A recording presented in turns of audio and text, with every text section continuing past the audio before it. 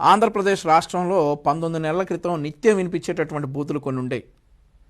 L కొడుకులు, అలాగే నీ అమ్మ మొగుడు, ఇట్లాంటి బూతులన్నీ కూడా ఆల్మోస్ట్ ఆల్ 19 నెలల నుండి ఎవరం కూడా వింటలా.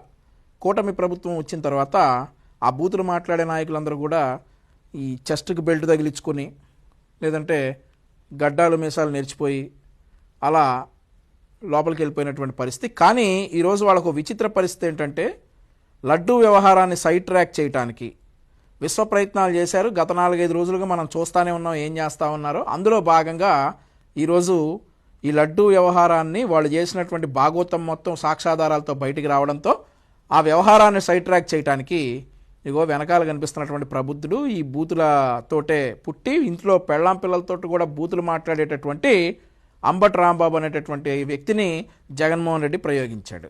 ఈరోజు రాష్ట్ర ముఖ్యమంత్రి గారిని ఉద్దేశించి విపరీత పదాజాలం వాడి మరొక్కసారి ఛీ అనిపించుకోన్నాడు.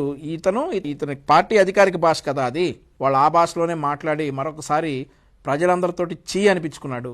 ఒకసారి మాకు బాధగా ఉన్నప్పటికీ కూడా రాష్ట్ర ప్రజలకు ఇతను ఈ వ్యాఖ్యలు చేయటం వెనకాల ఉన్నటువంటి ఉద్దేశం ఏంటో ఒకసారి అందరూ అర్థం చేసుకుంటారని చెప్పేసి ఒకసారి ఇతను ముఖ్యమంత్రి గారిని ఉద్దేశించి ఏం మాట్లాడాడో ఒకసారి విందాం.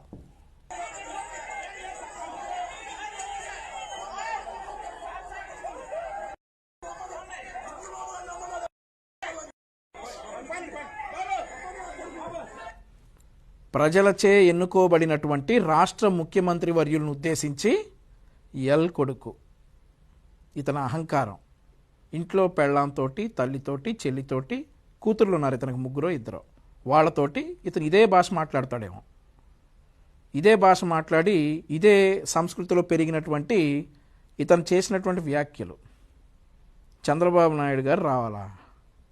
చంద్రబాబు నాయుడు గారి భక్తులుగా మేమొస్తే తట్టుకోగలవా? మేమొస్తే తట్టుకోగలవా చంద్రబాబు నాయుడు గారి భక్తులుగా? మా బూట్లు సౌండ్కి గుండెపోటు వచ్చి చస్తావు మేమొస్తే. అలాంటిది నీకోసం చంద్రబాబు నాయుడు గారు రావాలా? ఎందుకంటా ఉన్నావు ఆ మాటలన్నీ చంద్రబాబు నాయుడు గారిని? ఇవన్నీ కూడా ఒక స్ట్రాటజీ ప్రకారం జగన్మోహన్ రెడ్డి లడ్డూ విషయాన్ని సైడ్ ట్రాక్ చేయటానికి, లడ్డూ విషయంలో ఈరోజు వాస్తవాలను మా ఆర్థిక శాఖ మంత్రులు పయ్యావుల కేశవ్ గారు ప్రెస్ మీట్లో సాక్ష్యాధారాలతో సహా ఈరోజు ప్రజల ముందుకు తీసుకెళ్తున్నటువంటి నేపథ్యంలో ఆ ప్రెస్ మీట్ని, ఈ వ్యవహారం మొత్తాన్ని సైడ్ ట్రాక్ చేయడానికి జగన్మోహన్ రెడ్డి అనేటటువంటి సైకో ఆడినటువంటి పన్నాగంలో భాగంగా ఈ అంబటి రాంబాబు వచ్చేసి ఇట్లాంటి వ్యాఖ్యలు రాష్ట్ర ముఖ్యమంత్రి వర్యుల మీద చేయటం. ఎందుకు రాంబాబు, ఎందుకంటా ఉన్నావు చంద్రబాబు నాయుడు గారు నా మాటలు? ఒక్క సంతకంతో 3,000 రూపాయలు ఉన్న పెన్షన్ 4,000 రూపాయలు చేసి ప్రజలను ఆదుకున్నందుక, ఆకలితో అలమటిస్తున్నటువంటి ప్రజల కోసం అన్నా క్యాంటీన్లు మీరు రద్దు చేశారు, ఆయన ఓపెన్ చేసినందుక, ఈ రాష్ట్రంలో రాజధాని లేక అల్లాడిపోతున్నటువంటి ఆంధ్రప్రదేశ్ రాష్ట్రానికి ఒక రాజధాని ఏర్పాటు చేయాలని చెప్పేసి కష్టపడుతున్నందుక, మీరంతా రాష్ట్రం మొత్తాన్ని గాంజా హబ్ చేసి వెళ్ళిపోయారు కదా, అట్లాంటి రాష్ట్రాన్ని మళ్ళీ గూగుల్ హబ్గా చేసేసి కంపెనీలను తీసుకొచ్చి, పెట్టుబడులను తీసుకొచ్చి రాష్ట్ర యువతకు ఉద్యోగాలు ఇచ్చినందుక, డిఎస్సి నిర్వహించి 16,000 మందికి నిరుద్యోగులకి ఉద్యోగాలు ఇచ్చి 2 నెలలుగా వాళ్ళ జీతాలు కూడా తీసుకుంటున్నారు. అందుకన్నావా చంద్రబాబు నాయుడు గారు నా మాటలు నువ్వు? పెన్షన్ రేపు ఆదివారం కాబట్టి ఒకరోజు ముందుగా జనవరి 31వ తారీఖునే అర్హులందరికీ సామాజిక పెన్షన్లు ఇస్తా ఉన్నాడనా నువ్వు ఆ మాట్లాంటా ఉన్నావు చంద్రబాబు నాయుడు గారిని? ఎందుకంటా ఉన్నావు? ఈరోజు కానిస్టేబుల్స్ స్టైఫండ్ 4,000 నుండి 12,500 రూపాయలు చేసినందుక నువ్వు చంద్రబాబు నాయుడు గారు నా మాట్లాంటా ఉంది?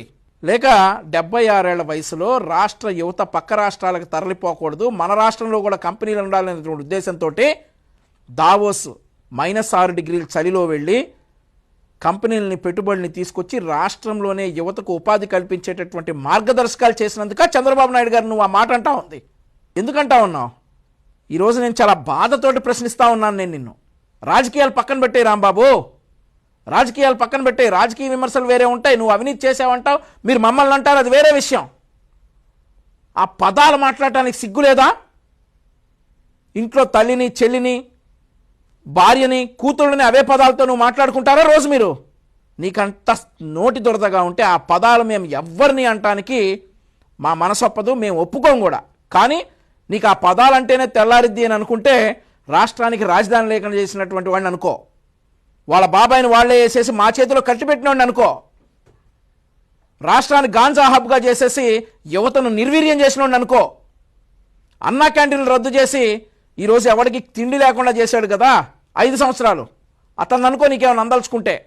రాష్ట్రాన్ని గాంజా హబ్గా చేసి యువతను నిర్వీర్యం చేసి ఉద్యోగాలు లేకుండా పక్క రాష్ట్రాలకు వలస వెళ్ళిపోయేటట్టు చేశాడు కదా, అతను అనుకో ఏమన్నా ఉంటే. చంద్రబాబు నాయుడు గారిని ఎందుకంటావు? ఒక్క కంపెనీ కూడా లేకుండా చివరికి సాఫ్ట్వేర్ కంపెనీల నుండి అండర్వేర్ కంపెనీల వరకు రాష్ట్రం నుండి తరివేశాడు కదా, అతను అనుకో ఏమన్నా ఉంటే. చంద్రబాబు నాయుడు గారిని అంటావా నువ్వు? ఈరోజు రాష్ట్రంలో జరుగుతున్నటువంటి పరిణామాలని సైడ్ ట్రాక్ చేయడానికి ఈ పదాలు వాడాడు అంబటి రాంబాబు. మరొకటి ఏంటంటే, గతంలో కిరణ్ అని మా కార్యకర్త జగన్మోహన్ రెడ్డి గారి భార్యను ఉద్దేశించి ఒక మాట అంటే అతన్ని 24 గంటలు తిరక్కు ముందే అరెస్ట్ చేసి శిక్షించింది కూటమి ప్రభుత్వం. మరి ఇతని మీద కూడా చట్టపరమైనటువంటి చర్యలు తీసుకోవాలి, ఇతనిపై కూడా కేసులు పెట్టాలి, చట్టపరంగా అంబటి రాంబాబును శిక్షించాలని చెప్పేసి నేను ప్రభుత్వాన్ని విజ్ఞప్తి చేస్తా ఉన్నా. మరొకటి ఏంటంటే, ఈ విషయంపై అంబటి రాంబాబు జగన్మోహన్ రెడ్డి కోరుకుంటుంది ఏంటంటే, లా అండ్ ఆర్డర్ డిస్టర్బ్ అవ్వాలి. స్టేట్లో లా అండ్ ఆర్డర్ డిస్టర్బ్ అయితే లడ్డూ ఇష్యూ సైడ్ ట్రాక్ అయిపోతుంది, మనం చేసిన ఘనకార్యాలన్నీ కూడా పక్కగా పడిపోతాయని చెప్పేసేటటువంటి ఒక ఉద్దేశంతో అంబటి రాంబాబు జగన్మోహన్ రెడ్డి కలిసి తాడేపల్లి ప్యాలెస్ నుండి వచ్చినటువంటి స్క్రిప్ట్ తోటి ఆడినటువంటి డ్రామా ఇదంతా కూడా. మీరు ఇంకో విషయం గమనించాల్సింది ఏంటంటే, ఈ అంబటి రాంబాబుది ఫార్చ్యూనర్, కానీ ఇతని వాళ్ళు వచ్చింది ఇనోవాలో. అంటే ముందుగానే ఈ వ్యాఖ్యలు చేద్దాం మనం, ఆ వ్యాఖ్యలు చేసినాక మన కారు కాదు కదా, ఎవడో ఒకటి కారు పగిలిపోయింది అని చెప్పేసి ఇతని కారు వేసుకురాకుండా వేరే కారులో ఎంత ప్లాన్డ్గా వచ్చాడో చూడండి. అంబటి రాంబాబు అనేటటువంటి వ్యక్తి ఇట్లాంటి పదాలు చేసినందుకు జీవితాంతం నువ్వు రిగ్రెట్ అయ్యేలాగా చేస్తాం, జీవితాంతం నువ్వు రిగ్రెట్ అయ్యేలాగా డెఫినెట్లీ చేస్తాం. మరొకటి ఏంటంటే, ఈరోజు కులాల కుంపట్లు పెట్టండి, మతాల కుంపట్లు పెట్టండి నిద్రపోనటువంటి జగన్మోహన్ రెడ్డి, ఆంధ్రప్రదేశ్ రాష్ట్ర ప్రజలందరూ కూడా అప్రమత్తంగా ఉన్నారు. నీ కులాల చిచ్చులు మతాల చిచ్చులు గతంలో పెట్టావు కదా, తునిలో ట్రైన్లు తగలబెట్టి. మొన్నేమో పాస్టర్ ప్రవీణ్ పగడాల గారి విషయంలో పెట్టడానికి ట్రై చేసావు కదా మతాల చిచ్చులు. అట్లాంటి పప్పులు ఆంధ్రప్రదేశ్ రాష్ట్రంలో ఉడకావు. నువ్వేం చేసినా నిజాలు ఎక్స్పోజ్ చేసి ప్రజల్లోకి చూపిస్తాం. అంబటి రాంబాబు కావచ్చు, జగన్మోహన్ రెడ్డి కావచ్చు, ఈరోజు మీరు చేసినటువంటి వ్యాఖ్యలు జీవితాంతం రిగ్రెట్ అయ్యేలా చేస్తామని చెప్పేసి తెలుగుదేశం పార్టీ కార్యకర్తగా హెచ్చరిస్తా ఉన్నా. ఒకసారి విందాం.